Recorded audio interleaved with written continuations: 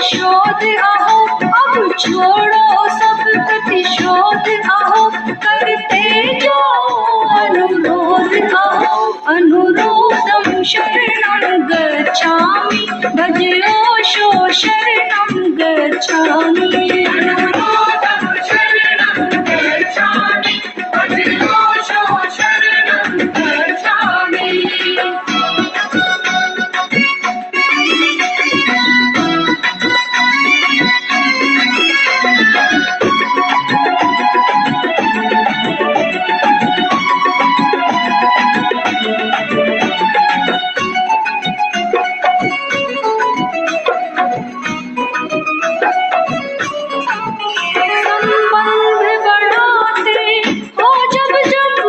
जानना एक दिन टूटेगा, जानना एक दिन टूटेगा, जानना एक दिन टूटेगा, जो मान दे रहा आज तुझे वह यार एक दिन टूटेगा, वह यार एक दिन टूटेगा, वह यार एक दिन टूटेगा। उस दिन मत तनिक गिला करना, उस दिन मत तनिक गिला करना, कह कर शुक्रिया विदा करना, भवितव्यं शरणं गच्छामि, भजो शो शरणं गच्छामि, भवितव्यं शरणं गच्छामि, भजो शो शरणं गच्छामि।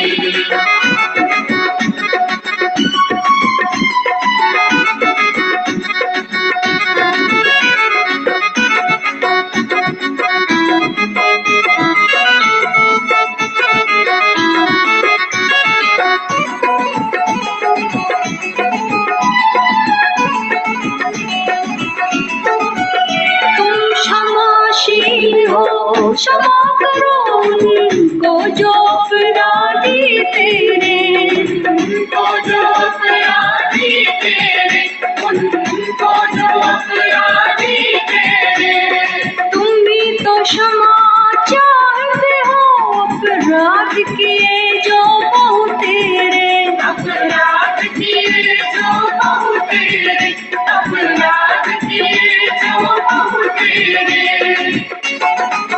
प्रतिशोध अग्नि का शमन करो, प्रतिशोध अग्नि का शमन करो, अब क्षमाशीलता वर्ण करो, अथ प्रेमं शरणं गच्छामि, भजो शो शरणं गच्छामि, प्रेमं शरणं गच्छामि, भजो शो शरणं गच्छामि, अथ प्रेमं शरणं गच्छामि, भजो शो शरणं गच्छामि, प्रेमं शरणं गच्छामि, भजो शो शरणं गच्छामि, नमस्त्वं शरणं गच्छामि, भजो शो शरणं गच्छामि, नमस्त्वं शरणं गच्छामि, भजो शो शरणं गच्छामि, अनुरोधं शरणं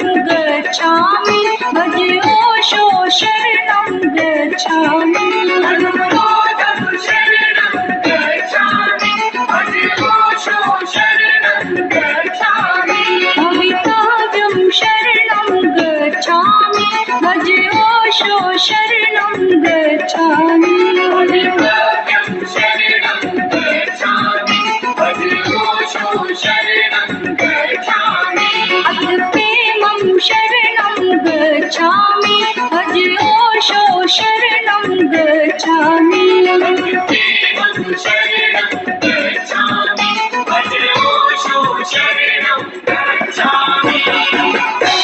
ओशो। बैठ जाएं।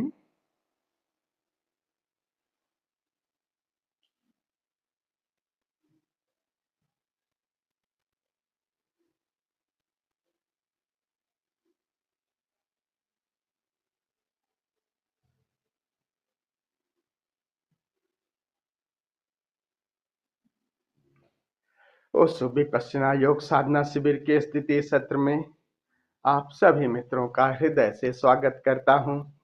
आप सभी को प्रणाम करता हूं। हम लोग प्रज्ञा सूत्रों को भी ले रहे हैं।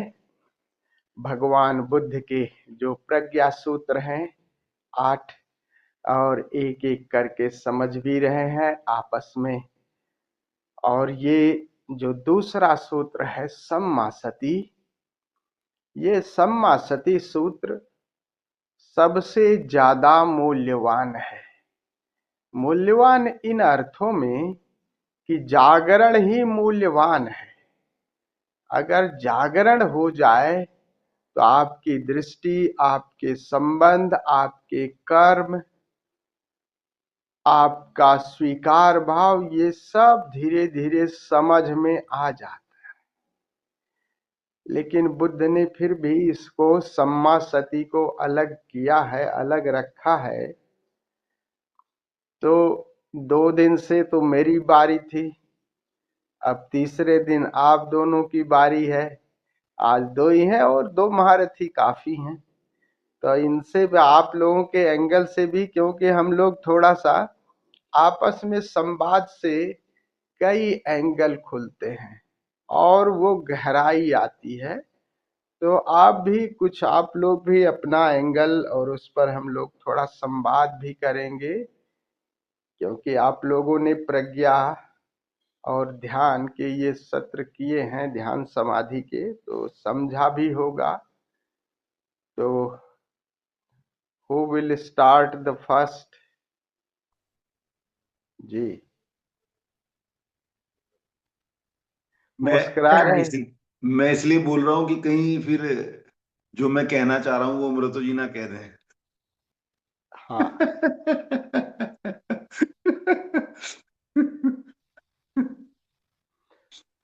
अमृतो जी, अमृतो जी, वो तुम्हारे में संशोधन करने के लिए है। बिल्कुल स्वामी जी, ये जो सम्यक जागृति का है, इसमें जैसे कि इसके नाम से ही वो है कि सम्यक मतलब बैलेंस्ड अवेयरनेस, सम्यक जागृति। तो बेसिकली ये एक साधक के जीवन को संतुलन देने वाला सूत्र है कि वो बाहर भी अवेयर रहे और भीतर भी, दोनों में। क्योंकि अगर वो केवल भीतर अवेयर रहता है, इनवर्ड ज्यादा जाता है, तो उसका बाहर गड़बड़ा जाएगा, संसार पेरीफेरी गड़बड़ा जाएगी। और अगर वो पेरीफेरी को बहुत टू मच अवेयर रहता है या उसमें ज्यादा इन्वॉल्वमेंट रखता है, तो उसका अंदर का गड़बड़ा जाएगा। तो मूलतः तो ये सूत्र का जो मैं समझाऊं कि दोनों को साधना है, बाहर भीतर दोनों को। और अवेयरनेस, वही अवेयरनेस अंदर हमें एनरिच करती जाएगी, हमारी अवेयरनेस को बढ़ाती जाएगी, ध्यान गहराती जाएगी। और वही अवेयरनेस बाहर हमारा प्रेम विकसित करेगी और हमारा जो भी संबंध है उन पर, मतलब जब सही से प्रकाश डलेगा तो संबंध भी ठीक करेगी वही अवेयरनेस। बाकी स्वामी जी, जैसे ये ग्रुप ए ग्रुप बी जो भी घोस्ट नेचर है, अपनी अपनी पहचानना, ये भी बहुत सहायक है इसमें। क्योंकि अगर हम व्यक्ति की अपनी भी प्रकृति पहचाने और जिनसे हम डील कर रहे हैं, चाहे वो हमारे व्यवसायिक टीम में हो या परिवार में हो या रिश्तेदार हो, फ्रेंड्स हो, तो हम बेटर डील कर सकते हैं। तो मैं इस पे मैं सोच रहा था कि ये जो ग्रुप है, ये इसमें जिस तरह का है, तो मेरा अपना ऐसा प्रैक्टिकल जब मैं देखता हूँ, ऐसा विचार था कि ये मतलब एक थोड़ा सा क्लियर नहीं हो रहा था। लेकिन इस बार मैं इस चीज को समझा, क्योंकि जब मैंने देखा कि मैंने नजर मारी पूरी अपने कार्यस्थल पे भी, उस पे भी, तो मुझे ऐसा लगा कि जैसे ये तो है ही, इसके अलावा भी बहुत सारी चीजें सहायक हैं। जैसे जब हम अंदर की अवेयरनेस साधते हैं, तो अंदर भी कुछ चीजें हमें गुरु के द्वारा दी जाती है कि अंदर कैसे हम अवेयरनेस साधें। ठीक उसी तरह बाहर अवेयरनेस की साधने में ये जो ग्रुप ए बी है, ये काफी सहायक है। अगर हम आइडेंटिफाई कर ले कि भाई ये पर्टिकुलर बंदा ये ग्रुप ए का है या बी का है, मतलब इसका बेसिक नेचर रजोगुणी तमोगुणी, या जैसे वो अंग्रेजी में कह रहे हैं प्रो एस्टेब्लिशमेंट एंटी एस्टेब्लिशमेंट क्या है। और मैं ये भी कहूंगा कि इसके अलावा भी बहुत सारी चीजें हैं। जब बाहर हम संबंध साधते हैं, केवल ग्रुप ए बी ही नहीं, क्योंकि ये बात मैं क्यों कह रहा हूं कि जैसे हमने ये पहले भी 2012-13 में से हमने ये देखा कि ग्रुप ए बी हमें उसमें पढ़ाया था वसुधारा में। लेकिन फिर मैंने ऐसे ही देखा कि जब मैं लोगों से डील करता हूँ, तो मुझे आज तक कभी ऐसा ये याद नहीं आया कि मैं ग्रुप ए से बी डील कर रहा हूँ या ग्रुप बी से डील कर रहा हूँ। बस एक अपने आप जैसे जैसे अवेयरनेस विकसित होती जाती है, वैसे वैसे डील करने का तरीका सुधरता गया, और अभी भी उसमें बहुत गुंजाइश है सुधरने की। तो मैं ये कहूंगा कि ग्रुप ए बी तो ये तो सहायक है ही, लेकिन इसके अलावा बाहर के उसमें हम उदाहरण लीजिए, मान लिया मिस्टर ए से डील कर रहे हैं, तो मिस्टर ए का नेचर क्या है, ग्रुप ए का है बी का है, या उसकी पसंद क्या है, उसकी नापसंद क्या है, वो किस तरह का व्यवहार ज्यादा पसंद करता है, उसको किस तरह का परिवेश में मजा आता है। तो इसके अतिरिक्त भी बहुत सारी चीजें हैं, एन नंबर ऑफ थिंग्स, जिनका हम ध्यान रख के ये साध सकते हैं। तो ये मूलतः तो यही है कि जैसे ओशो ने भी कहा है कि बाहर अगर हम साधेंगे तो वो हमारे भीतर में बहुत सहायक होगा, और भीतर साधेंगे, जैसे ध्यान की प्रैक्टिस में यही है कि बैठ गए हम आंख बंद करके, हम ध्यान भी कर, मतलब धैर्य भी है, प्रतीक्षा भी है, और कुछ हो रहा है तो मतलब शरीर में ये वो, तो एक तरह से वो भी practice of patience and awaiting है बेसिकली। हम्म, तो क्योंकि जो होना है वो तो अपने आप होगा अंदर, हम ये तो कह नहीं सकते कि मैं ध्यान को ले आया खींच के।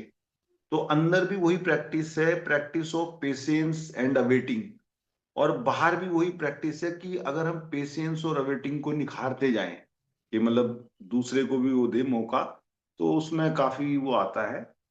तो सम्यक जागृति का जो मैं समझाऊं यही है कि बाहर और भीतर दोनों के प्रति हमें अवेयरनेस को साधना है, और बैलेंस्ड अवेयरनेस चाहिए।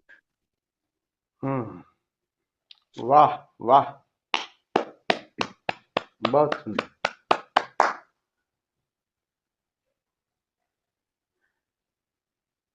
और मुझे ये भी लगता है स्वामी जी कि जितने बाकी सारे सूत्र है ना, ये छोड़ के सम्यक जागृति, वो सारे के सारे इन्हीं सपोर्ट करते हैं, बाकी साथ। स्वामी जी, पहले तो मुझे समझ में नहीं आता था कि मेरा ये पर्सनालिटी टाइप है क्या, कौन सा है, क्योंकि हम्म, दोनों में कुछ ना कुछ लक्षण दोनों तरफ के मिल जाते थे। हम्म, मगर अब की बार जैसे मैंने रियलाइज किया है और समझा है, तो मुझे लगता है कि मेरा जो टाइप है वो ग्रुप बी है, हम्म, काफी लक्षणों से। क्योंकि शुरू से मैं शुरू से मैं इंट्रोवर्ट रहा हूँ, मुझे ज्यादा बाहर की चीजों में कोई इतना इंटरेस्ट नहीं रहता था। कि जब मैं छोटा भी था तो मैं जैसे एमबीबीएस में एंटर हुआ था, तो बहुत सारे लोग मेरे फ्रेंड बात करते थे कि कौन से जूते खरीदने हैं, कौन से नहीं। मुझे कोई इंटरेस्ट नहीं रहता था, ना कोई जूते का कि इसका कि पॉलिटिकल क्या हो रहा है क्या नहीं हो रहा है। थोड़ा सा मेरा नेचर भी ऐसे डिप्रेस टाइप भी रहता था, मैं सोचता ज्यादा था, संवेदनशील भी बहुत ज्यादा था। छोटी छोटी चीजों में निराश और उदास होने की मेरी आदत टाइप बनी हुई हम्म, थी।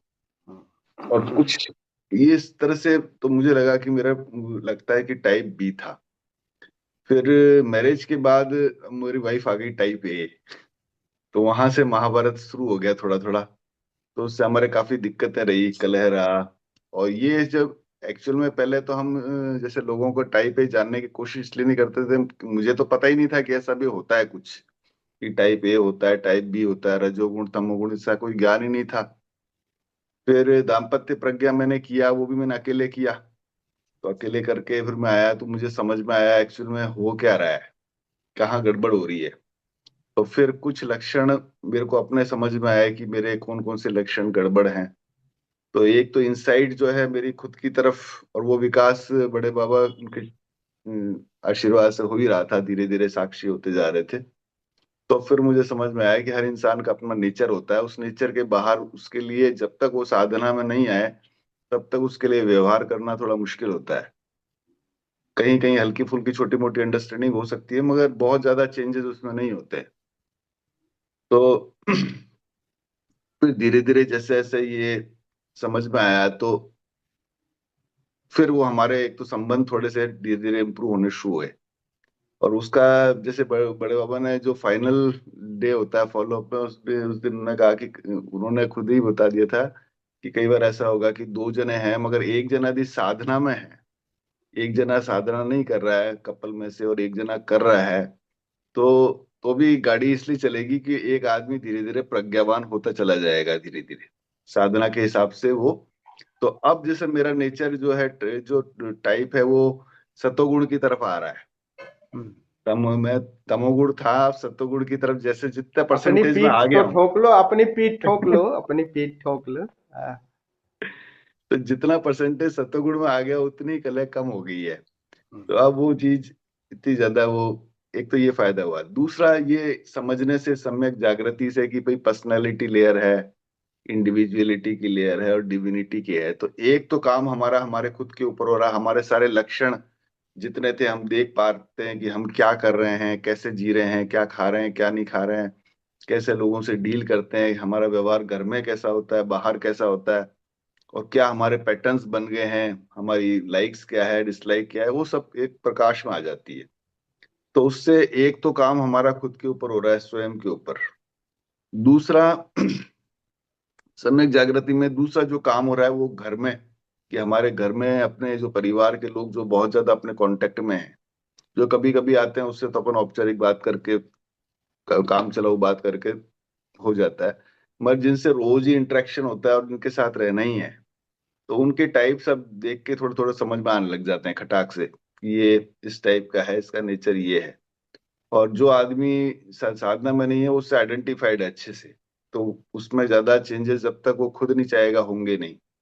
तो जो भी करना है वो मुझे ही करना है उनके हम्म। हिसाब से एडजस्ट करना है, जैसे भी करना है तो मुझे ही करना है। तो ये चीज इससे घर में जो है, जैसे उसमें बताया गया है कि यू कैन नॉट डोमिनेट और यू कैन नॉट पोजेस वाला जो भूत है, ये घर के अंदर हावी होता है। तो वहां पे आप समझ समझ सकते हैं कि भाई बच्चे और वाइफ है वो इस तरह से डिफेंड करते हैं, रेजिस्ट करते हैं। तो यहाँ आपके फिर संबंध थोड़े से मधुर हो जाते हैं। तीसरी जो स्थिति है जहां हम सबसे ज्यादा समय निकालते हैं वो हमारा वर्किंग प्लेस है। तो वर्किंग प्लेस पे भी मैं जैसे याद करता हूँ मेरे पिछले जो जहाँ मैं था, अब हालांकि मैं हूँ तो वहीं पे, मगर हमारे जो ओनर है वो चेंज हो गए हैं। तो उनके साथ भी मेरी कई बार कन्फ्लिक्ट होती थी, तो वो इसी वजह से होती थी, you can not dominate, hmm. You can not dominate. कई चीजों में मैं उनको नाराज कर ही देता था क्योंकि मैं ऐसे चापलूसी वगैरह इतना कभी मैंने आज तक की नहीं।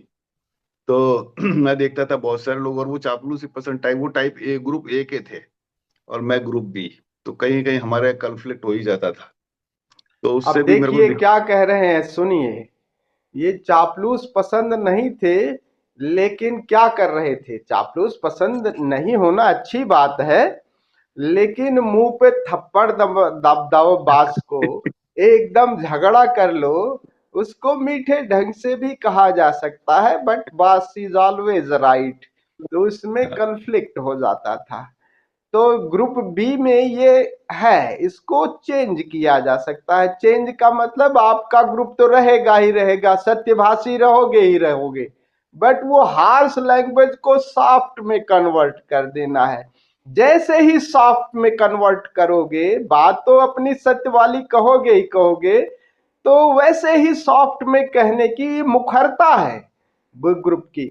तो जैसे ही होगे वैसे सतोगुण की तरफ बढ़ जाओगे। जैसे ही हार्श में उसका निगेटिव पक्ष वो एक्सीड कर गया, निगेटिव पक्ष, तमोगुण नहीं जाएगा। तमोगुण बैलेंस कब होगा? जब अपनी उसी बात को जो कहना चाह रहे हो वो तो कहोगे कहोगे, मानोगे नहीं, वो तमोगुण ही कहेगा, लेकिन कहने का जो तरीका है वो चेंज हो जाएगा। जैसे ही चेंज होगा वैसे ही सजगता आ जाएगी, मुझे कहना है, कहना है। तो ये सत्यभाषी बी ग्रुप को वाले सत्यभाषी भी हो, ईमानदार भी होते हैं, लेकिन ईमानदारी का तगमा लगा लेंगे, सत्यभाषी का तगमा लगा लेंगे और अपने को, और फिर जा करके बास से उनकी लड़ाई। अगर बास विपरीत ग्रुप का होगा, अच्छा लो सीआर में एंट्री कर दिया। ये कहानी मेरी भी है, ऐसी कहानी मैं भी ऐसे लड़ लेता था प्रिंसिपल से। और मैं ऐसे एग्जाम में कई बार, हम लोग चूंकि एग्जाम में मैं अक्सर एग्जाम के टाइम पे इंचार्ज बनता था, तो कर्मचारियों की ड्यूटी लगाने की मेरी जिम्मेदारी बनती थी। तो शेयर कर दूं आप लोगों का होता क्या है। तो जैसे ड्यूटी बनती थी तो प्रिंसिपल चाहता था कि इसमें से कुछ कर्मचारियों की ड्यूटी तो लगा दी जाए, लेकिन वो कहीं और काम करें। तो मैंने कहा ऐसा नहीं होगा। ऐसा कैसे हो जाएगा? जो कर्मचारी यहाँ रहेगा मैं उसकी ड्यूटी लगा रहा हूं, मेरी जिम्मेदारी है, उसका काम कौन करेगा? कहे सिंह साहब देख लो, इधर से उधर से कोई किसी को कर लो। कहे नहीं। मैंने कहा नहीं सर, ऐसा नहीं होगा। अब वो बॉस तो है ही है। बॉस ने जो है तुरंत ही मुझे तीसरे चौथे दिन वो फर्ती पकड़ा दी। कहे कि ठीक है, आपको इंचार्जशिप से मुक्त किया जा रहा है, आप सामान्य ऑफिस का कार्य देखिए, आप एग्जाम से किसी और को इनको चार्ज हैंड ओवर कर दीजिए। अब एक एग्जाम में कम से कम 10-15, उस समय की बात है, 15-20 हजार रुपए का लाभ होता था, वो भी गया और इंचार्जशिप गई, और अकेले बैठ करके मैं वहीं बड़बड़ाता रहता था, ये देखो। और उनने गड़बड़ कर दिए, तो हम अपने आप ही गड़बड़ कर दिए। तो ये बात हम जब पहली दफे, ये बात बहुत पहले की, जब पहली दफे हम 2001 या 2 में जब वसुधारा ज्वाइन किए, तब जब ये प्रज्ञा सूत्र समझे, तब मुझे आया कि यार गड़बड़ कहाँ है। तब उसी प्रिंसिपल से जाके हमने क्षमा मांगी, आप ही माफी मांगी। देखो उतना ही से ही बात पूरी, इतना सब, और वही प्रिंसिपल फिर बहुत पक्ष में हो गया बात को भी। तो सारी बातें बहुत सही कह रहे हैं आप। तो हमको ये जी स्वामी जी, इसी पॉइंट पे जो अमृतो जी ने कहा है ना कि जैसे ग्रुप, जैसे मैं भी रिलेट कर पा रहा हूँ, मैं ग्रुप बी हूँ, जो मैं समझ पाया, मतलब आलसी तामसिक, है ना। और मैं डोमिनेशन में मेरा कभी भी विश्वास नहीं रहा, चाहे एयरफोर्स में मैं जूनियर। ग्रुप बी सृष्टि भी है। मैं तुम्हारे कहने के बाद एनालिसिस कर रहा था इन दोनों की बंदों की पटती कैसे है। तो आलसी तो वो भी है, खूब नींद सोती है, कभी ध्यानवान नहीं। वो उतना जो कर रही वो जिम्मेदारी की वजह से कर रही है, बाकी आलस वैसे, इसलिए दोनों की खूब पट रही है इनकी। मैं कह रहा हूं, मैं यही सोच रहा था कि कैसे इन दोनों में लकड़ी लगाई जाए, क्योंकि इन दोनों की पट खूब रही है यार। तो मैं देख रहा था ये नहीं लकड़ी लगेगी, ये दोनों ग्रुप बी के हैं। पूरी एनालिसिस कर रहा था तो वो कह रही थी कि हाँ नींद खूब आती है, नींद खूब सोती है, वो भी दर्राटे मार करके, इसीलिए कई बार वो ग्रुप, तो जो काम कर रही ना वो भी बहुत, अगर किसी दिन उसको ढंग का आदमी मिल जाएगा तो वो काम भी छोड़ देगी। तो ग्रुप बी की दोनों हो, इसलिए मजे ले रहे हो भैया, वो और बाकी सारे गुण। हाँ जी। स्वामी कुलदीप जी मुझे इसमें बता रहे थे, स्वामी जी कुलदीप जी बता रहे थे कि मैंने तो एक सूत्र अपना लिया जिससे जीवन मेरा घर पे बहुत मजे में चल रहा है। मैंने कहा क्या है? बोले मैं जैसे ही हाँ। घर में घुसता हूँ तो अपने आप को रामू काका बना लेता हूँ।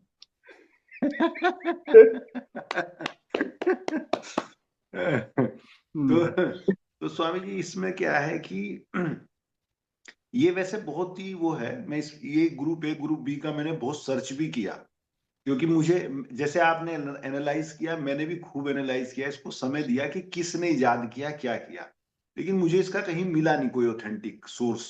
अब पता नहीं किसने, जिसने भी इजाद किया होगा ये। मैंने इवन चैट जीपीटी से भी पूछा, जेमिनाई वगैरह सबसे पूछा कि भाई ये जो घोस्ट नेचर होते हैं, personality type, group A group, तो उन्होंने कहा ऐसा कोई मतलब किसी एंथ्रोपोलॉजिस्ट ने किया हो, ऐसा कहीं कुछ मिला नहीं मुझे। हो सकता है वो मैं किसी को मिल जाए ढूंढने से। नहीं, घोस्ट नेचर वो गुणों के आधार पे, ये तो पक्का है कि तमोगुण रजोगुण ये सृष्टि इसी से द्वंद्व से बनी है। नहीं नहीं, वो तो ठीक है स्वामी जी, वो तो त्रिगुणा जो त्रिगुण डिपार्टमेंट है, इसका विभाग है, वो तो ठीक है, दैट इज फाइन।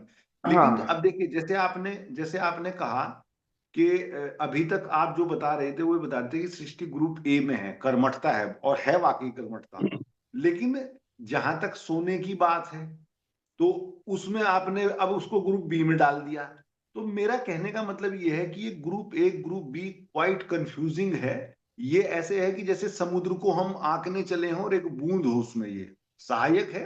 लेकिन मैं पर्सनली, मैं अभी तक 12-14 साल में मैं ग्रुप ए बी की जितनी स्टडी की है, वो ये है कि ये कोई पक्का निर्धारित नहीं करता है। एनीवे, खैर हम उस पॉइंट पे आ जाते हैं जो अशोक जी का पॉइंट था नहीं, अभी कि जैसे, सुन लो पहले। जी जी जी जी, दोनों इसलिए नहीं है कि देखो रोग का कब पता लगता है, रोग का कब पता लगता है? जब बुखार हो जाता है, जब वो ग्रुप एक्सीड बहुत ज्यादा बढ़ेगा तब लगेगा।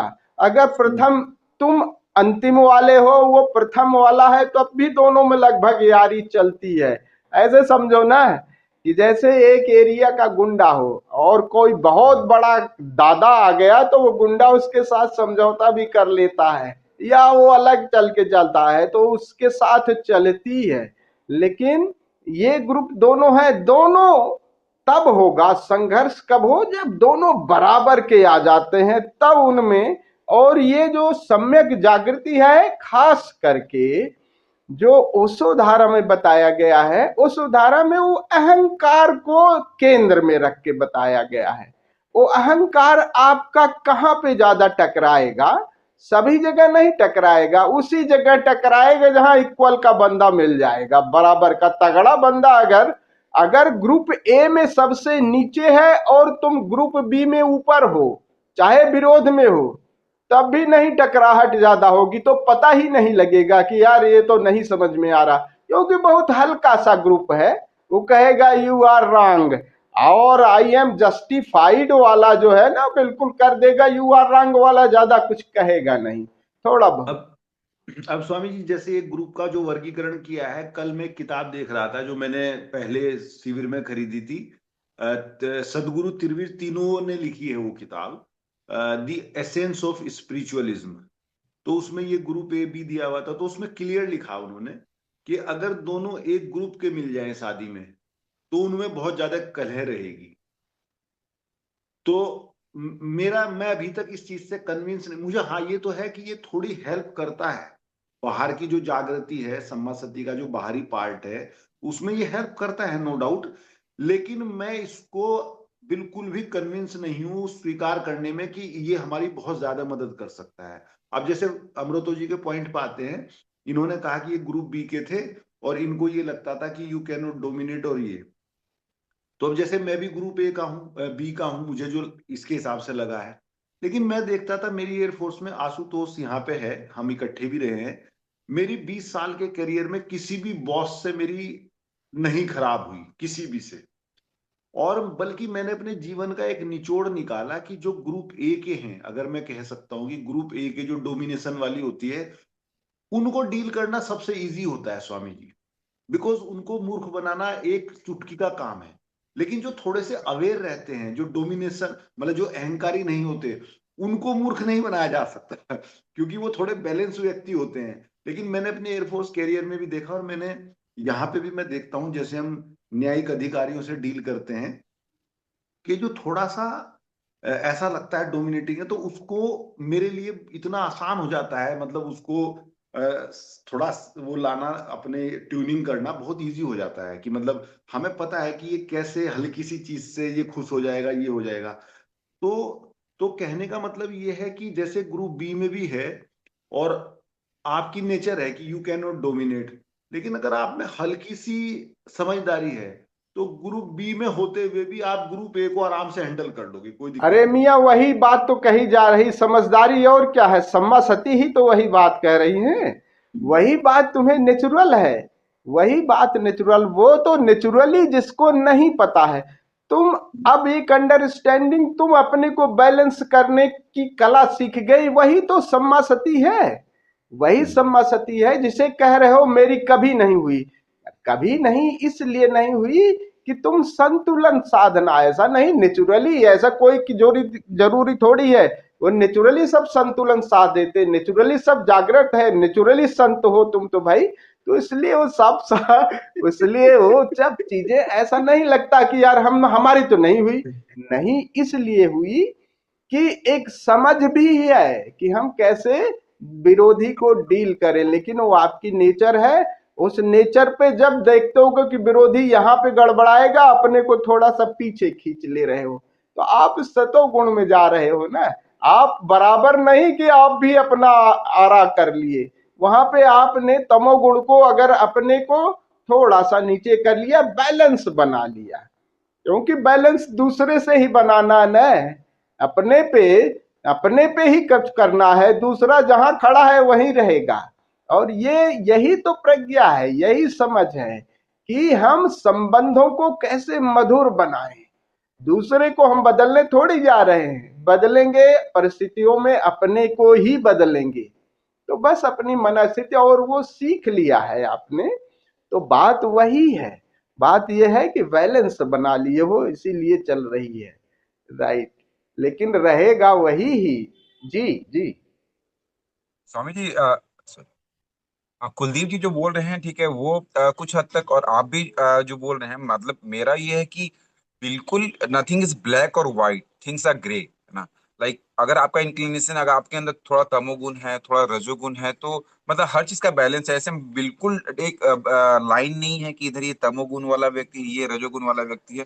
तमोगुण वाले में थोड़े रजोगुण की प्रवृत्ति भी होगी, रजोगुण वाले में तमोगुण की प्रवृत्ति भी होगी। ऐसा मतलब बिल्कुल लाइन नहीं है। परसेंटेज किसका ज्यादा है, जैसे एक ह्यूमन बीइंग में होता है, हमारे अंदर मेल और फीमेल हार्मोन भी हैं, लेकिन डोमिनेटिंग जो है मेल हार्मोन है, तो वी आर मेल। तो उसी तरह तमो रजो में भी बिल्कुल एक मेरे ख्याल से, जैसे आपने बताया, तो हम क्रॉस चेक कर रहे हैं, जैसे भी आप बता रहे हैं, तो हम क्रॉस चेक कर रहे हो कि मेरे अंदर ये गुण है, वो तो थोड़ा बहुत वो गुण भी दिखता है, थोड़ा बहुत ये गुण भी दिखता है। लेकिन जब ओवरऑल एनालिसिस करो तो मुझे लगा कि हाँ, मैं तमोगुणी हूँ, ठीक है। इस साइड इंक्लिनेशन ज्यादा है, तो बिल्कुल एकदम लाइन नहीं होगा मेरे ख्याल से। और आप अब जरा, आप बिल्कुल सही कर रहे हो, लेकिन ये उनके लिए है जो बैलेंस करना सीख गया, उसको समझ में नहीं आएगा, उसको समझ में नहीं आएगा। समझ तो दुर्योधन जैसे लोगों को समझाना पड़ेगा ना, जो जो स्थिति को क्रिएट जो कर रहे हैं, वहां पर आपको समझ में आएगा। अगर उनके लिए है, सम्यक जागृति इसलिए है जिनके झगड़े झांसे हो जा रहे हैं, जिनका जीवन कलह से भर जा रहा है, उनके लिए। अगर आपका जीवन ठीक है तो आपकी सम्मा सती ठीक है, बढ़िया चल रही है, फिर वो आप बैलेंस करना सीख गए हैं।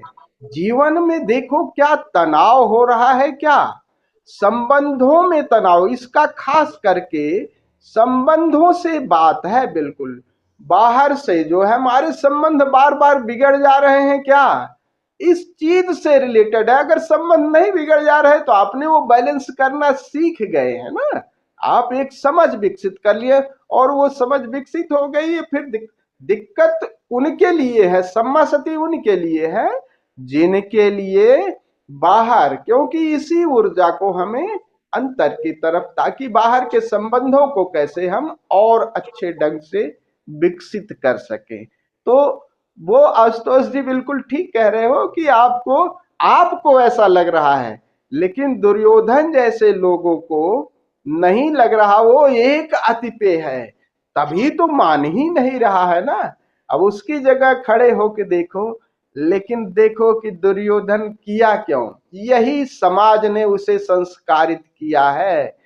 उसमें ज्यादा गलती दुर्योधन की नहीं है, इसी समाज ने संस्कारित किया। पैदा होते ही पिता उसका श्रेष्ठ था, केवल अंधे होने की वजह से उसको गद्दी नहीं मिली, और गद्दी नहीं मिली वहां उसको हे दृष्टि से देखा जाने लगा। अब बच्चा छोटा सा है, वो हीनता की ग्रंथ से प्रेरित हो गया है।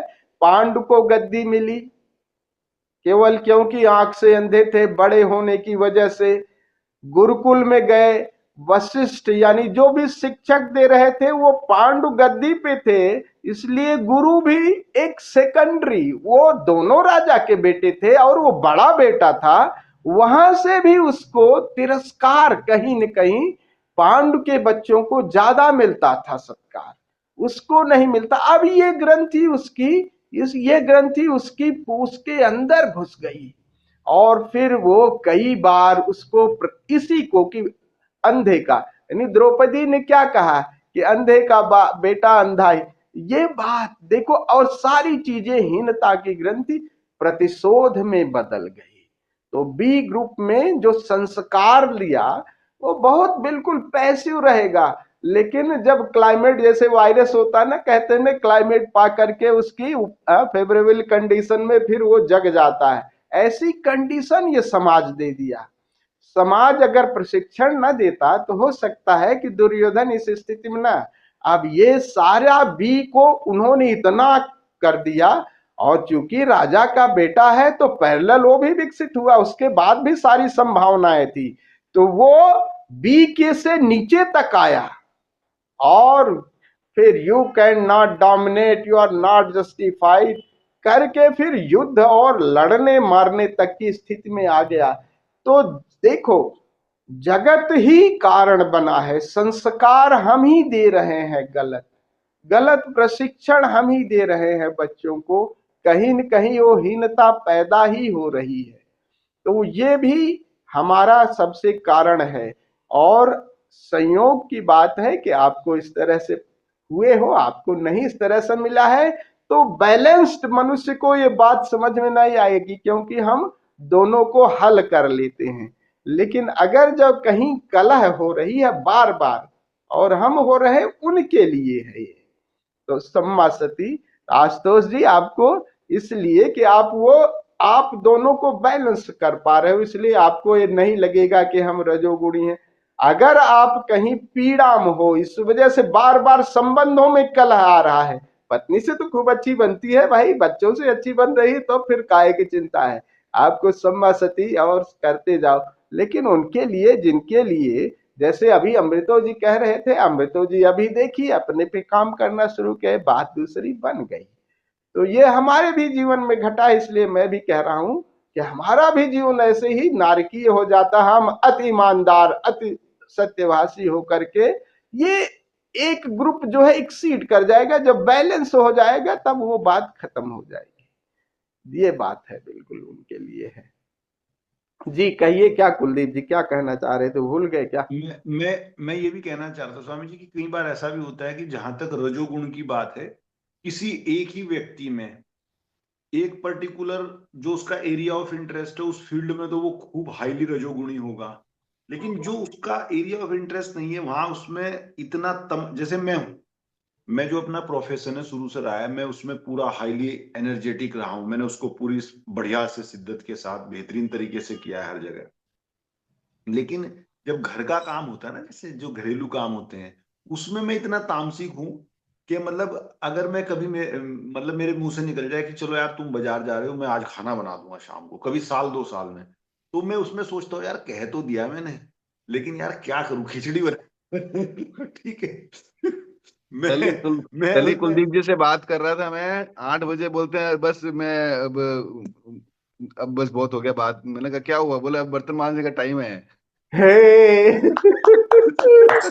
अशोक समझ जी लीजिए, आपने ऐसा है, तमोगुणी ऐसा नहीं रिस्पॉन्सिबल नहीं होता, रिस्पॉन्सिबिलिटी भी निभाता है। अब क्या होगा, रिस्पॉन्सिबिलिटी में एक ग्रुप वाला रिस्पॉन्सिबिलिटी यानी कार्य में इतना ज्यादा एक्सीड कर जाएगा, बहुत ज्यादा अति कर जाएगा कि वहां पे उसका जीवन नारकीय हो जाएगा।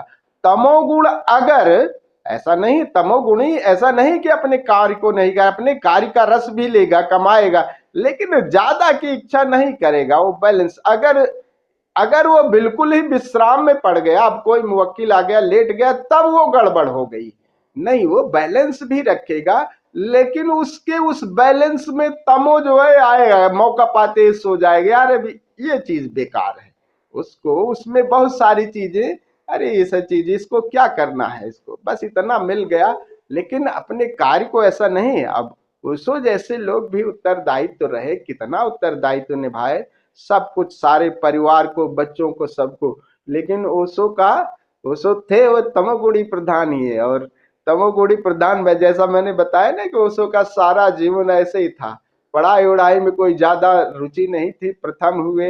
हाँ जी, कुछ कहना चाह रहे हो?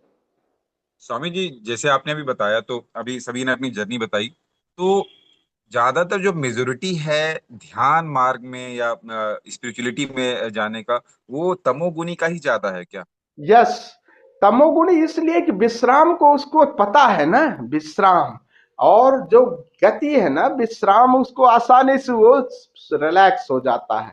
लेकिन वो और दूसरा भी जाएगा, वो भक्ति मार्ग है उसका, मार्ग तो उसका भी है कि वो एक्सट्रोवर्ड है ना, बाहर की तरफ, तो भक्ति मार्गी भी जाते हैं वो भी, लेकिन भक्ति मार्ग उसका प्रथम, नृत्य उसका प्रथम, ये सब चीजें ज्यादा आएंगी।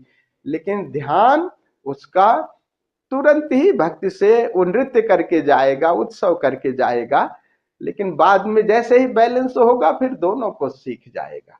दोनों जा सकते हैं, लेकिन ध्यान की जो वो है, ज्यादा संभावना है कि वो ध्यानी उसी को, तमोगुण को अगर वो पॉजिटिव दिशा में ले जाएगा तो वो ध्यानी, क्योंकि यही लोग क्रांतिकारी भी होते हैं और यही पुराने खंडहर को तोड़ने वाले भी होते हैं, चाहे जान चली जाए। देखो ना, गुरु हमारा जान भी चली गई और जैसे कि किए थे 20 साल में और रहूंगा, लेकिन जा करके खाम खा देखो उससे जाके भिड़ गए। अब हम तो यहाँ कहें कि मेरा गुरु, हमारे हिसाब से तो मेरा गुरु अगर न भिड़ता तो 20 साल तो और रहता, मैं तो अपने हिसाब से कहूंगा ना।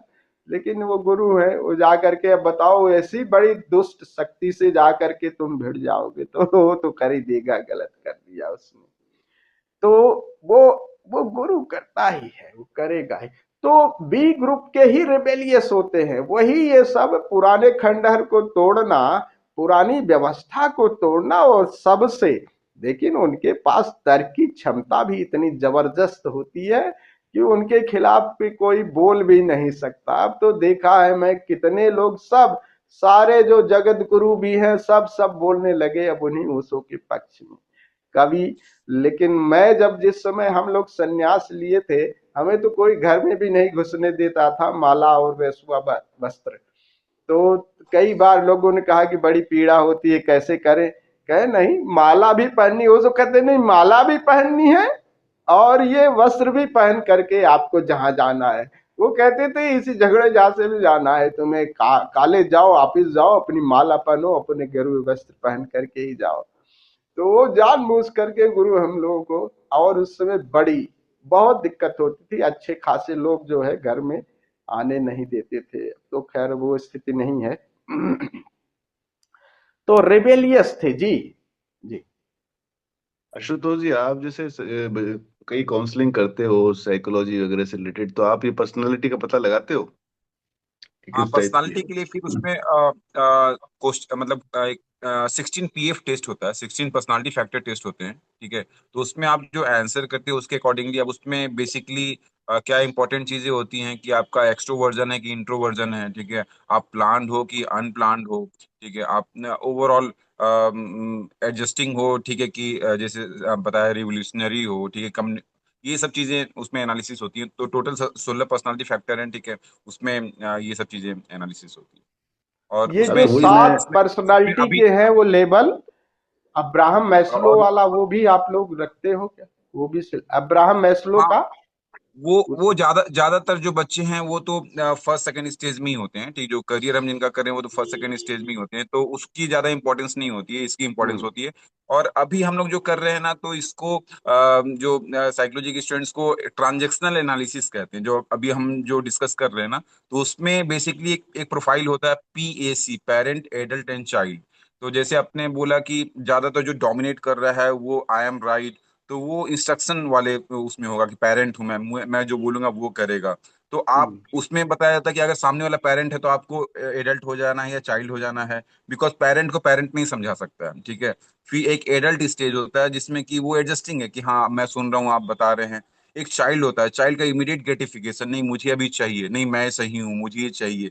तो ट्रांजेक्शन एनालिसिस में, ठीक है, इन सब चीजों का रोल होता है। तो अब कौन PAC प्रोफाइल में कहाँ स्टैंड करता है उसके अकॉर्डिंगली अब उसको प्रोफेशन भी सलाह दे सकते हैं हम।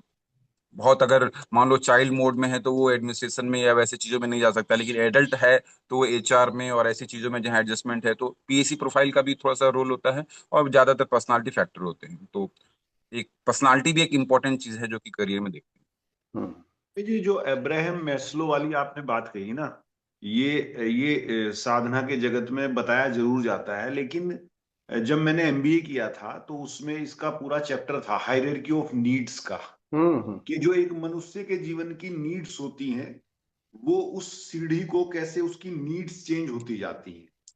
और जो जो मैनेजमेंट क्वालिफाइड लोग हैं, कंपनीज में काम करते हैं, उनको ये देखना होता है कि जो हमारे जूनियर मैनेजर्स है या मिडिल मैनेजमेंट है, वो बंदा अपने जीवन की नीड्स की हायरार्की में कहाँ है, एक मोटा मोटा आइडिया लगाना, सो दैट वो उसको अकॉर्डिंगली हैंडल कर सके उस व्यक्ति को।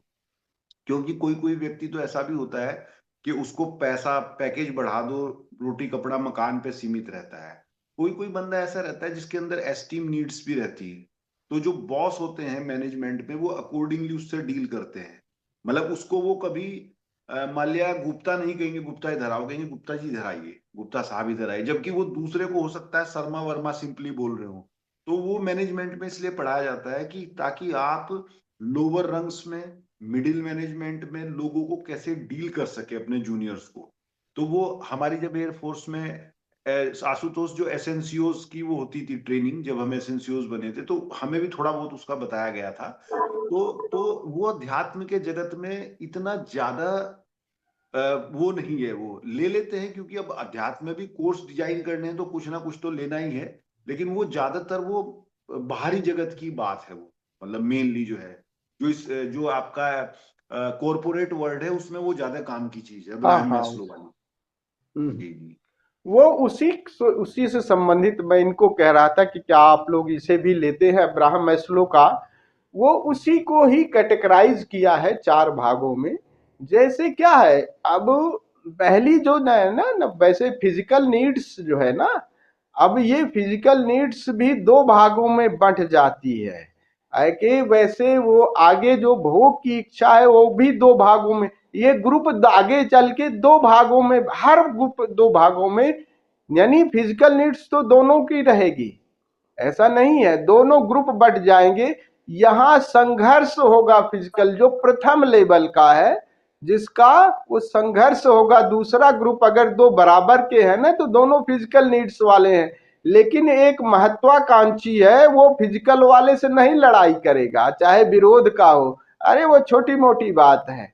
तो हायर लेवल वाला नीचे से नहीं लड़ता, लेकिन वो हर जो 7 है ना वो 2 ग्रुप में बदल जाएंगे। जैसे अभी कह रहे थे ना कि जिसको अगर महत्वाकांक्षी है तो उसको बुलाइए आइए, वो इसलिए कि अगर वो दूसरा महत्वाकांक्षी तो बी ग्रुप का भी होगा, ए ग्रुप का भी होगा, ऐसा नहीं है, वो उसके विरोध में वो भी जाएगा। तो वो महत्वाकांक्षी अगर बी ग्रुप का है ना तो वो विरोध में न जाए, इसलिए वो पढ़ाया जाता है कि आप जरा आराम से आइए। यानी ए वाला संभाल ले रहा है कि कहीं न हो इसी बात पे अगर वो भीड़ न जाए मेरे से, क्योंकि वो महत्वाकांक्षी। हाँ जी। हाँ स्वामी जी, एक चीज जैसे आशुतोष जी ने कहा कि भाई वो साइकोलॉजी के जो करते हैं उसमें उनका एक क्वेश्चन एयर होता है, सेट क्वेश्चन होते हैं जिससे वो पता चल जाता है कि भाई अपने को करना क्या है। तो इसी में अपने जैसे ओशोधारा में भी था, मैं वो जब वो अटेंड कर रहा था प्रोग्राम, तब वो पर्सनैलिटी कई लोगों को पता नहीं चल रहा था, तो उसके कुछ सवाल पूछ रहे थे कि जे आपको कुत्ते पसंद हैं। तो इसमें ऐसे कुछ 5-6 कुछ हैं क्या क्वेश्चन जिससे अपन पता लगा सकें कि ये किस ग्रुप का है, एक रफ रफ आइडिया तो हो ही जाए अपने को। व्यवहार से ही पता लगता है, अक्सर कभी कभी कंफ्यूजन हो जाता है। वो जब बहुत ज्यादा हो जाएगा ना, जब असल में इसका तभी पता लगे, सीधी सी बात है। डॉक्टर को बिना फीवर के नहीं पता लगता है, बार बार झगड़े जहां से होंगे ना, ऐसे जब मिक्स क्वालिटी रहेगी ना, बात संभाल लेगा, तब वो ज्यादा नहीं, वो तो जब स्थिति ज्यादा बिगड़ जाएगी, बहुत ज्यादा इस पर नहीं जोर दिया जाता। वो तो अगर इसकी वजह से आपका जीवन नर्क बन रहा है तब समझने की, तब बिल्कुल आसपास तब बात समझ में आ जाती है। क्योंकि सीधी सी बात है कि अगर देख रहे हो ना कि बी ग्रुप वाला झगड़ा पहले करेगा, ए ग्रुप वाले को झगड़ा नहीं, ये एक सीधी सी बात है। लड़ाई झगड़े में वो पहल कर देता है, वो पहल करेगा। और एक थोड़ा सा उसकी वृत्ति आलसी वाली है ही है, वो लह करेगा, कमाई के साधन वाधन में ज्यादा नहीं। वो कुछ जैसे इस तरह के लोग होंगे ना, कैसे कहते हैं ना यार, कुछ ऊपरी इनकम हो कि नहीं, इसमें ऊपरी इनकम है कि नहीं। अब ऐसे नहीं लोग कहते, नहीं कहे कि अच्छा, अब घर परिवार के लोग कहते हैं नहीं कि वहां पे ऊपरी इनकम क्या है, यानी कुछ कमाई ऊपर की है। अब ये देखो तामसी लोग हैं, ये मेहनत नहीं करना चाहते, ये चाह रहे हैं कि मतलब फ्री फंड का दलाल, इस किस्म के लोग होंगे ना, ये सब चीजें उनके व्यवहार में वो चीज आएगा कि बिना श्रम के यार कोई चीज मिल जाए, वो चीजें अपने आप नेचुरली आएंगी। बट अब इसकी वजह से अगर जीवन नारकीय हो रहा है तब एनालिसिस करने की जरूरत है, नहीं तो अदर जरूरत नहीं है। इसको इसलिए बताया जाता है कि बहुत ज्यादा नहीं, जीवन ठीक ठाक चल रहा है, सबके साथ हम संबंध बना लेते हैं, तो एक बैलेंस लाइफ है, तब ज्यादा इतना नहीं करने की। हाँ जी। अशोक जी, ये क्वेश्चनेयर जैसे स्वामी जी ने बताया ना, तो ये क्वेश्चनेयर जो जो क्वालिटीज बताई, तो क्वेश्चनेयर हम बना सकते हैं, हम बनाते हैं, ठीक है, डिस्कस करके, जैसे स्वामी जी से हम गाइडेंस ले लेंगे। और क्वेश्चनर अगर 20 से 25 क्वेश्चन जो है, ठीक है, उसको अगर हम बना के अपने पे ही हम 3-4 लोगों पे ट्राई कर लेना, तो हमें पता भी चल जाएगा कि वेरीफाइड है कि नहीं है। तो हम लोग मिलजुल के बना लेते हैं, हेल्पफुल बिल्कुल होगा किसी हाँ दूसरे के हाँ, लिए। बिल्कुल बिल्कुल, आप लोग बनाइए। लग रहा है कि अगर कहीं कहीं मेरा, अगर अभी जीवन स्मूथ चल रहा है, अब भाई अमृतो जी, अभी तो जीवन ठीक चल रहा है, सब बड़ी अभी तो पत्नी ठीक से। है। हाँ, थोड़ा सा चापलूसी कर लिया करो, थोड़ा सा उसकी तरफ उठ जाया करो, पत्नी राजी राजी हो जाएगी, बहन जैसे की तरफ जैसे उठ कुल, वो कुल तो मेरे को, वो तो कुलदीप जी सारे गुण सिखाते रहते हैं। अरे और और कुलदीप जी को रामू काका कोई नहीं बोलेगा ना, ठीक है, कुलदीप जी या कल्लू काका बोलेगा कोई भी, ठीक है। जी, इसमें सबसे बड़ा सूत्र जो मुझे लगता है, जो सबसे पहले भगवान श्री कृष्ण ने दिया और फिर उसको बहुत ही बेहतरीन वे में भगवान ओशो ने प्रस्तुत किया, लीला, अभिनय। अभिनय मतलब इतना अभिनय नहीं कि अपने स्वभाव के खिलाफ ही चले जाओ, लेकिन ओशो ने कहा है कि 90% आप ऑथेंटिक रह सकते हो, 10% जहां अड़चन होगी वहां अभिनय करो, और अभिनय से बहुत सारी चीजें सॉल्व हो जाती हैं।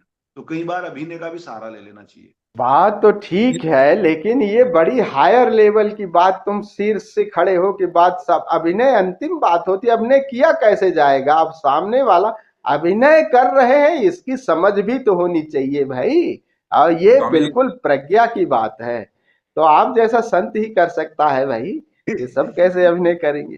हाँ जी।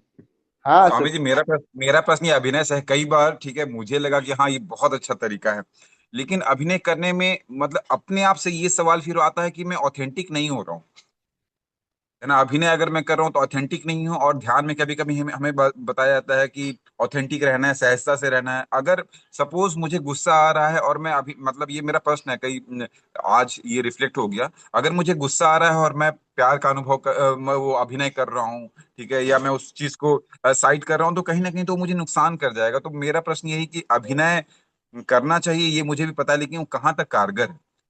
कारगर जहां तक है कि समाज में सामंजस्य बस्थाने के लिए, आप अपने पे जब आ जाओ तो ऑथेंटिक हो जाओ। अभिनय इसलिए कि कलह से बचने के लिए, समाज में अननेसेसरी कलह से बचने के लिए वहां अभिनय करना होगा। आप अपने जीवन में आओ तो ऑथेंटिक हो जाओ, प्रामाणिक हो जाओ। एक सूफी, उसकी कहानी है, मुझे अभी आप लोगों को कही तो याद आ रही है। वो सूफी फकीर हुआ, किसी सम्राट से युद्ध कर रहा था बार बार, और बार बार युद्ध में जब वो लड़ने को आता तो भग जाता वो सम्राट।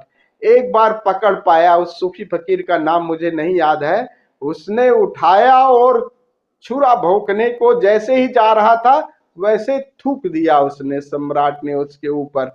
और गुस्सा आया उसको, इतना ज्यादा गुस्सा आया कि फिर उसने गुस्से से वो तलवार, बहुत ज्यादा क्रोध आया, और फिर तलवार उसने म्यान में रख दी, और म्यान में रख करके वापस आ गया। तो राजा ने पूछा कि देखो, तुम्हारे पास इतना सबसे बेहतर अवसर था मार देने का, अब तुम वो स्थिति में थे फिर भी नहीं मारे। कहे मारे इसलिए नहीं कि क्रोध आ गया यार, इसलिए इसलिए वापस कर लिया। कहे अरे क्या मतलब, लड़ाई लड़ रहे थे तो बिना क्रोध के? कहे हाँ। क्या अब? कहे अब तक ऐसे करते लड़ रहे? अब तक बिना इसके ही लड़ रहा था, अब तक बिना उसके, बिना क्रोध के। मैं एक रिस्पॉन्सिबिलिटी कि अपने लोगों की कैसे रक्षा कर सकूं, इस वजह से लड़ रहा था। भीतर मैं बिना क्रोध के युद्ध भी कर रहा था। आज आज मुझे क्रोध आ गया, आज मैं लड़ते हुए क्रोध आ गया, तो आज अभिनय नहीं कर पाया मैं। अब तक तो मैं अभिनय कर रहा था, आज अभिनय कर नहीं पाया, इसलिए मैं इस म्यान को तब मारूंगा जब अभिनय स्थिति हो, अभिनय वाली स्थिति में। तो जगत में अभिनय के साथ जियोगे तो एक केंद्र में मजा रहेगा, ऐसा कुछ नहीं होता ऐसा, बल्कि आप ज्यादा सजग रहोगे अभिनय में, क्योंकि उस अभिनय से आप रिलैक्स हो जाते हो ना। भाई जगत में क्या हुआ, बच्चे को थोड़ा सा कुछ या पत्नी को थोड़ा सा कर लिया तो झगड़े झांसे से बच गए ना, और झगड़े झांसे से बच गए, पत्नी भी खुश, आप भी खुश, ध्यान मग्नता तुम्हारा केंद्र है ना, ध्यान में होना केंद्र है। अब ध्यान की वजह से तुम झगड़े कर लिए तो उससे थोड़ा सा अभिनय कर लो, बात पूरी हो जाती है। अब तुम्हारी पत्नी भी राजी, तुम्हें खूब चाय देगी, पानी देगी और सब व्यवस्था भी कर देगी, और उससे तुम्हारा ध्यान, तो यहाँ अभिनय जरूरत है, बाकी भीतर तो आप प्रामाणिक रहो। ये बात है, ये हम लोगों को अभिनय वहां जहां जरूरत है, सब जगह उमर अभिनय। खलीफा, स्वामी जी, उमर खलीफा की ये कहानी है नहीं? यस, उमर खलीफा मुझे थोड़ा सा याद नहीं है, वो उमर की बात है, राइट, बहुत सुंदर। और स्वामी जी एक चीज और भी है कि जैसे हम देख लेते हैं कि कोई कैरेक्टर इस तरह का कि उसमें कोई सुधार संभव नहीं है। जैसे एक बार हमें मुझे ऐसे बॉस टकराए थे कि जो बहुत ही हाइपर, बहुत ही बात बात पे गुस्सा होने वाले, लोगों को एकदम परेशान करने वाले। तो मैंने जैसे कुछ दिनों में देखा कि मतलब ये तो इसका तो बचपन से ऐसा नेचर पका होगा, इसकी अपब्रिंगिंग इस तरह से कि इसमें कोई सुधार की संभावना नहीं है। तो उसके दो चार एक्शन की जब मैंने तारीफ की कि अरे सर ये तो क्या बात है, इस तरह तो आज तक किसी ने सोचा नहीं, तो वो धीरे धीरे आराम से ढीला पड़ता, उसने सोचा यार ये बंदा मुझे समझता है। देखो ये ये बंदा मुझे तरीका है समझ। कैसे मतलब छेद किया जाए, उसके में हाँ छेद करने का ये तरीका है। पहले ये देखो ये तरीका है, ये अभिनय करके चापलूसी से कैसे अपनी बात, अब ये अपनी बात बाद में मनवाए होंगे। हाँ चलिए आगे कहिए। नहीं, बस अब बाकी आपने कह दिया। उसके बाद स्वामी जी 2.5 साल में उसके साथ रहा, तो intern I was the boss, और वो सिर्फ नाम मात्र का था। हाँ अब देखो, अगर इतनी बात से अब वो इस पर भी राजी हो गया, कुछ विरोधी बात पे भी उतना आपको प्रतिकार नहीं करेंगे, क्योंकि हाँ एक बात भी वो समझ में आ गई कि ये बंदा कम से कम हमारी तो सुन रहा है, हमारी यश में यश तो मिला रहा है, तो इसलिए वो एक्सेप्ट कर लिए। ये देखो यही यही है अभिनय आशुतोष जी, प्रामाणिक और अभिनय की जो लीला की स्थिति है ना, वहां पे आपको जगत में केंद्र में अगर धर्म अपने ध्यान को रखोगे ना, तो जहां जहां दिक्कत होगी ना, अब पत्नी से थोड़ी सी मीठी बोल लिए तो क्या हुआ, अभिनय वो इसमें कुछ नहीं है, ज्यादा ऑथेंटिसिटी है, उसको क्या मतलब, मीठे बोल से मतलब है, मीठे बोल लिए, और ये करके आपका ध्यान सब कुछ ठीक हो रहा है। धीरे धीरे प्रामाणिकता, जहां लोग अभिनय की भाषा, प्रामाणिकता अपने घर में आ जाओ बच्चों के साथ, इनके पास बिल्कुल, लेकिन बाहर ऑफिस में एक आपको डेकोरम मेंटेन करना पड़ेगा, नहीं तो अगर आप एक जगह जा रहे हो उस तरह उस स्थिति में ना हो तो आपके पास ही लोग आ जाएंगे, बात भी नहीं सुनेंगे, एक डिस्टेंस भी आप बनाते हैं। तो ये अभिनय आपको ये जरूरी है समाज के साथ, आपको एक जी। स्वामी जी मैंने एक चीज और महसूस की है प्रैक्टिकल जब डील करते हैं, कि कई बार जब एक, चाहे मैं ही हूं, मैं भी कई बार ऐसे सोचता था पहले कुछ ओकेजन्स पे कि भाई मैं तो प्रमाणिक रहूंगा, कि मैं क्यों अभिनय करूं। तो डीप डाउन ये भी कहीं हम ईगो से जकड़े होते हैं कि हम अभिनय करेंगे, हम जैसे हैं वैसे ही हैं। बहुत सारे लोग कहते हैं ना कि मैं क्यों ऐसे करूं, उसको समझना चाहिए। तो ये भी कहीं ना कहीं डीप डाउन ईगो होती है, क्योंकि अगर हम शांति प्रिय हैं और हम केंद्र पे विश्राम चाहते हैं, तो हम विश्राम को प्रेफरेंस देंगे, जाहिर सी बात है। भले हमें अपनी प्रामाणिकता को हटा के थोड़ा सा अभिनय करना यस, पड़े, तो हम उसको। हाँ और मजे की बात क्या है, मजे की बात है कि आप देखो जरा, अभिनय करके केंद्र में ज्यादा अच्छे ढंग से रह पाते हो, बहुत ज्यादा अच्छे ढंग से, खूब मजा है वो, मतलब क्योंकि आप दोनों को अच्छी तरह समझ पा रहे हो, यार कर रहा हूं मैं, ये कर रहा हूं, और जो आशुतोष जी कह रहे हैं उससे प्रामाणिकता, उसमें आपको अभिनय जैसा नहीं लगेगा, उसमें लगेगा कि हिपोक्रेसी है। हिपोक्रेसी और जानबूझ के अभिनय करने में फर्क है।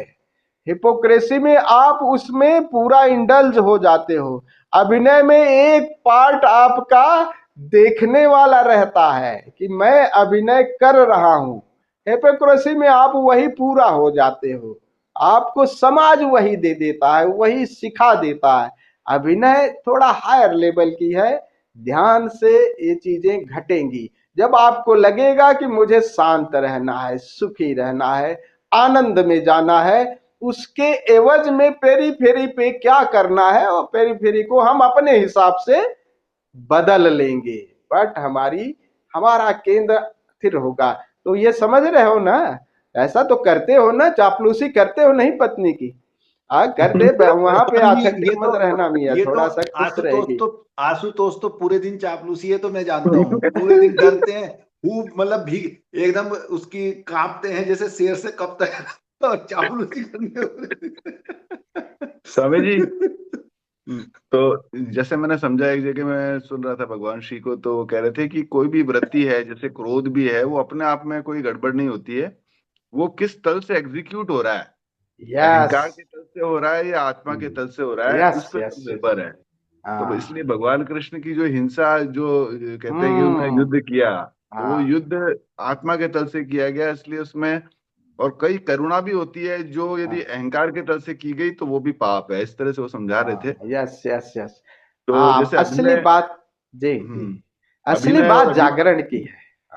अभिनय और अभिनय में भी फर्क होता है। जैसे हम लोग देखते हैं, कई एमआर, मेरा ब्रदर बताता रहता है कि भाई कई एमआर आते हैं, तो वो कई ऑफर करते हैं डॉक्टर्स को गिफ्ट वगैरह, कि आप हमारे प्रोडक्ट लिख दो, और बड़ी चापलूसी वाली बातें करते हैं। तो वो भी कर तो अभिनय रहे हैं, मगर वो अहंकार के तल से कर रहे हैं, उनका वो कर रहे हैं। मोटिव है कुछ ना कुछ, हाँ कंपनी हाँ। को फायदा हो जाए कैसे करके। तो वही बेसिक चीज ये है कि वो किस तल से हो रही है, वृत्ति कोई भी हो, हाँ जेलेसी हो, चाहे ईर्ष्या हो, चाहे पॉजिटिव कोई क्वालिटी हो। यदि पॉजिटिव क्वालिटी अहंकार के तल से भी हो रही है तो वो नेगेटिव है, और नेगेटिव क्वालिटी कोई यदि पॉजिटिव उससे भी हो रही है तो वो पॉजिटिव है। तो असली बात तो है कि वो हो कहाँ से रही है, कौन से तल पे आप खड़े हैं। यस, मूल बात है जागरण भीतर।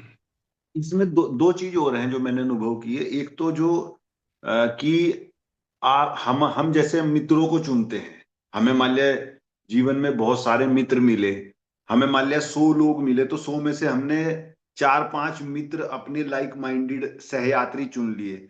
लेकिन ये हमें संसार में है, तो हमें यह है कि जब हमारे कहीं कहीं रिश्ते जुड़ते हैं, जैसे पारिवारिक रिश्ते भी जुड़ते हैं, तो अगर मान लिया सपोज कल को अमृत जी के बेटे की शादी हुई और उसमें 10 लोग हैं, तो 10 में से मीडियम भी होंगे, कुछ बहुत बेहतरीन भी होंगे, कुछ वैसे भी होंगे, डोमिनेटिंग होंगे।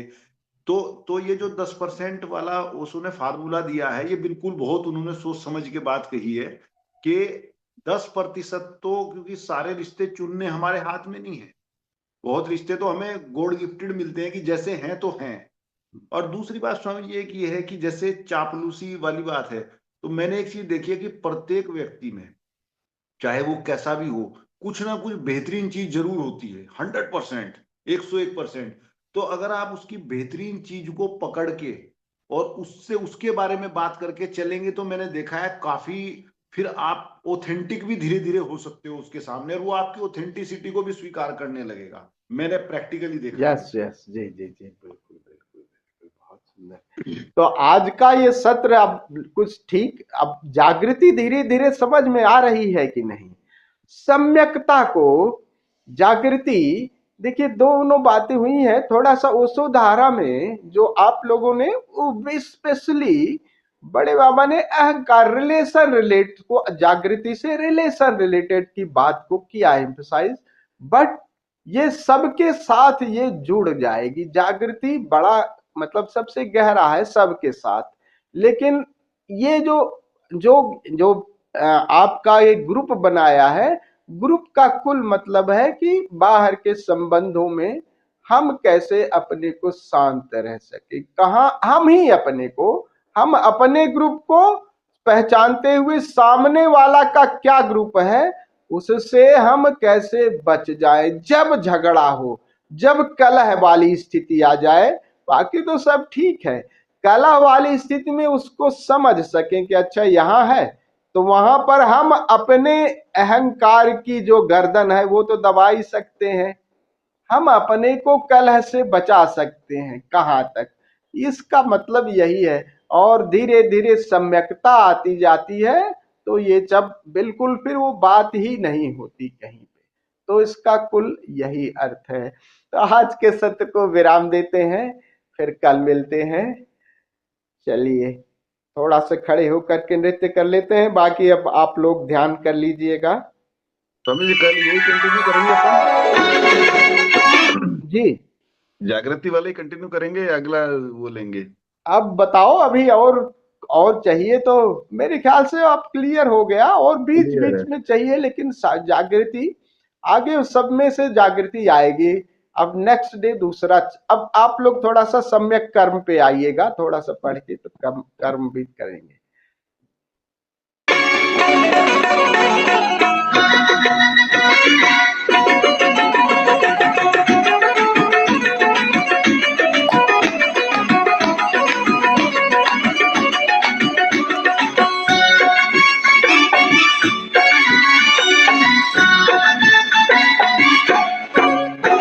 है कौन सही है कौन गलत, है कौन सही है कौन गलत, क्या रखा इस नादानी में। है कौन सही है कौन गलत, क्या रखा इस नादानी में। कौड़ी की चिंता करने में, कौड़ी की चिंता करने में, हीरा बह जाता पानी में। कौड़ी की चिंता करने में, हीरा बह जाता पानी में। जब भी शिकवा शिकायत हो, जब भी शिकवा शिकायत हो, जानना तुम्हें खलनायक हो। अत प्रेमं शरणं गच्छामि, भज ओशो शरणं गच्छामि। प्रेमं शरणं गच्छामि, भज ओशो शरणं गच्छामि।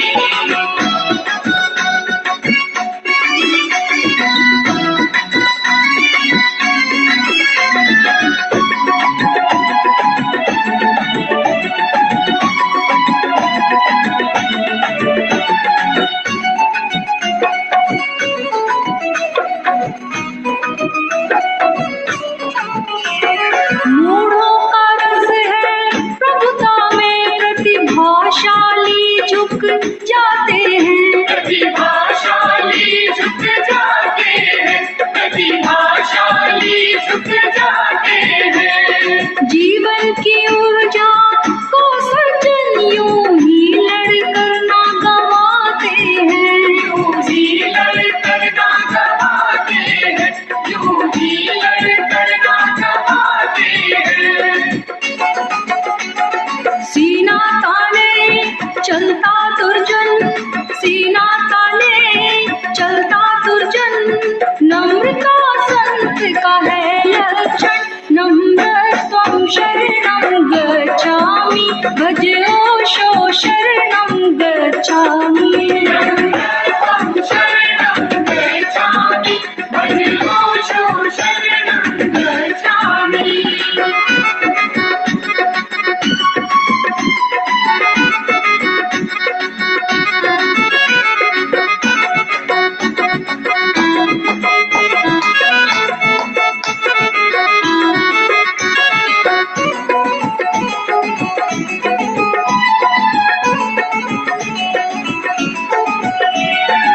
प्रतिक्रिया कभी हो तो समझो, तुमने घटना को मूल दिया।